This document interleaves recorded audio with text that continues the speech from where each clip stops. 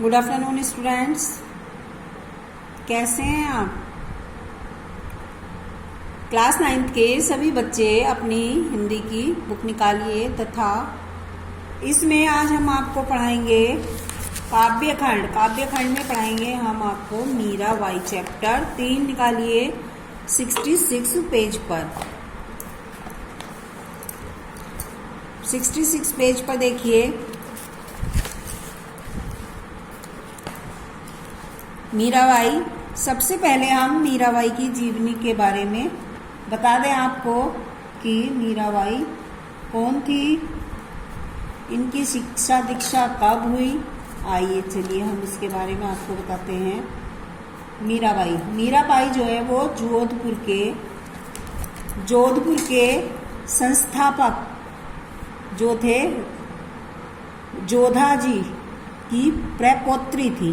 जोधपुर नरेश राजा रतन सिंह की पुत्री और भगवान कृष्ण के प्रेम में दीवानी मीराबाई का जन्म राजस्थान में चोकड़ी नामक गांव में सन 1498 ईस्वी में हुआ। राव रतन सिंह की इकलौती पुत्री होने के कारण मीरा का बचपन लाड़ प्यार में बीता। 8 वर्ष की मीरा ने कब श्री कृष्ण को पति रूप में स्वीकार कर लिया, यह बात कोई नहीं जान सका। मीरा का विवाह चित्तौड़ के महाराजा जो है ना राणा सांगा के सबसे बड़े पुत्र भोजराज से हुआ था। विवाह के बाद भी मीरा की श्री कृष्ण भक्ति में कोई अंतर नहीं आया। विवाह के कुछ वर्ष बाद ही मीरा विधवा हो गई। अब तो इनका सारा समय श्री कृष्ण भक्ति में ही बीतने लगा।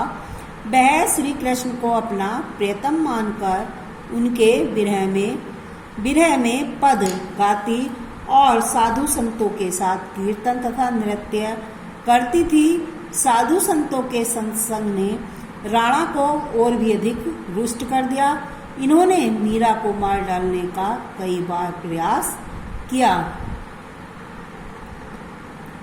अब अंत में क्या हुआ? अंत में राणा के इस दुर्व्यवहार से दुखी होकर मीरा वृंदावन चली गई। इनकी कीर्ति से प्रभावित होकर राणा ने अपनी भूल पर पश्चाताप किया और इन्हें वापस बुलाने के लिए संदेश भेजे, किंतु मीरा सदैव के लिए सांसारिक बंधनों को छोड़ चुकी थी। सन 1546 ईस्वी में वे स्वरचित पद गाते गाते अपने आराध्य श्री कृष्ण में ही विलीन हो गईं। अब इनकी साहित्यिक सेवाएं देखिए। मीरा के काव्य का मुख्य जो स्वर कृष्ण भक्ति है। ये श्री कृष्ण की उपासिका थी और अपने जीवन के संपूर्ण उतार चढ़ावों में भी ये अपने गिरिधर गोपाल का गुणगान करती रहीं। इनकी भक्ति साधना ही इनकी काव्य साधना है।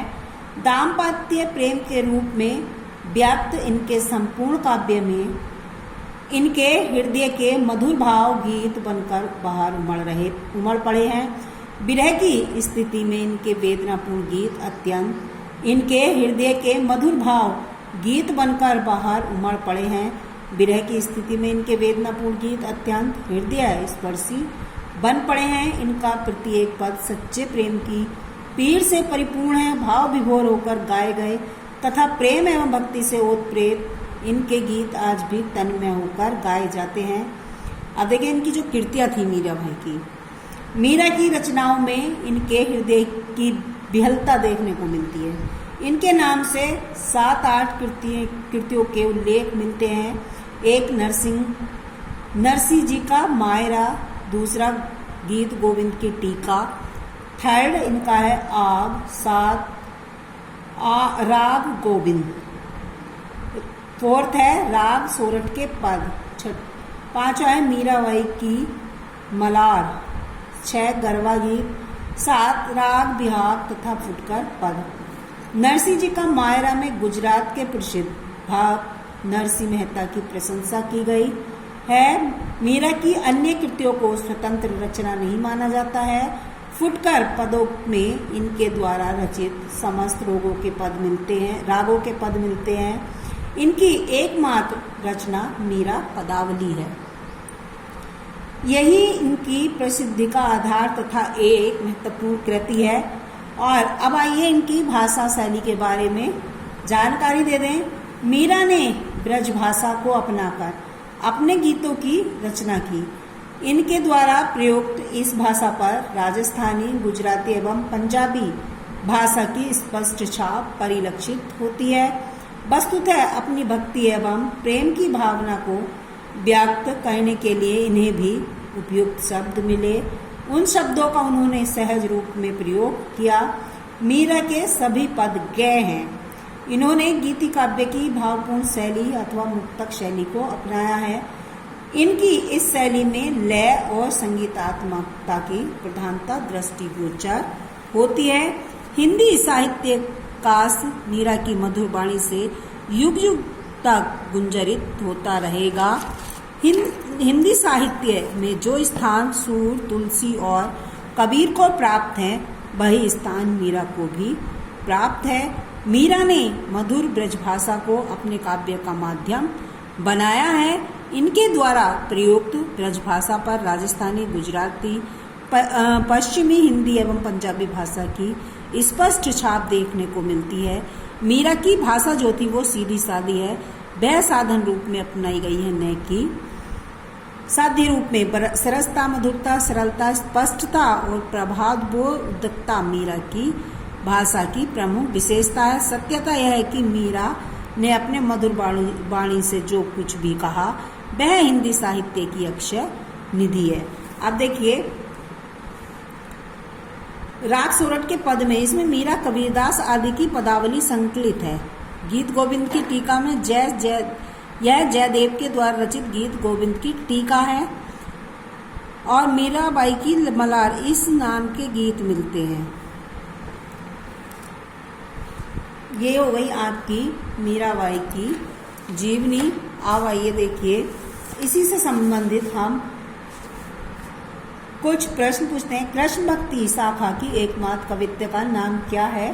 तो कृष्ण शाखा की एकमात्र जो कवियत्री थी वो थी मीराबाई।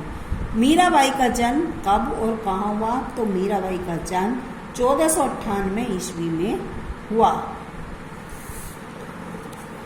आइए, ये तो हो गई मीराबाई की जीवनी। आज के लिए इतना ही। धन्यवाद बच्चों। कल हम आपको पढ़ाएंगे पदावली। आज के लिए इतना ही। धन्यवाद। धन्यवाद बच्चों।